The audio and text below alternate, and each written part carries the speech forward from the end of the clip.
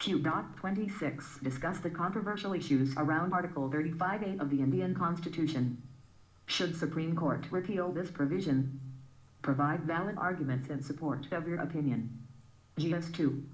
Answer. 35(8). Article 35(b) empowers the Jammu and Kashmir State Legislature to define permanent residents and to protect their rights in terms of employment, property and scholarship or aid by government organization.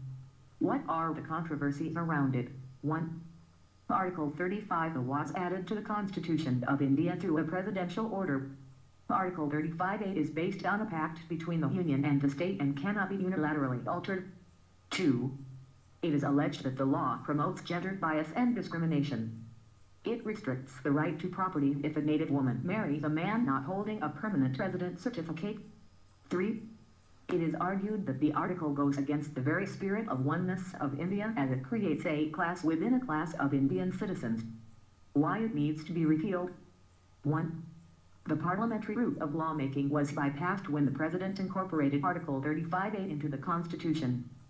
Low FC incurable lawful judgment says that President may modify an existing provision in the Constitution under Article 370. It is silent whether President can introduce a new article. 2.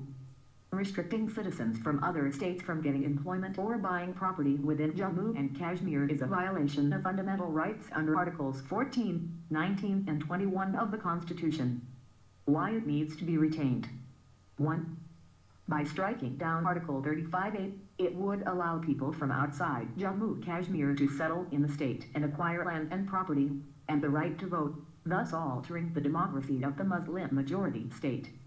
2. The matter is very sensitive and requires a larger debate. As the matter pertains to autonomy of the state of J&K, it needs to be debated more and more consultations with people of the state can be made.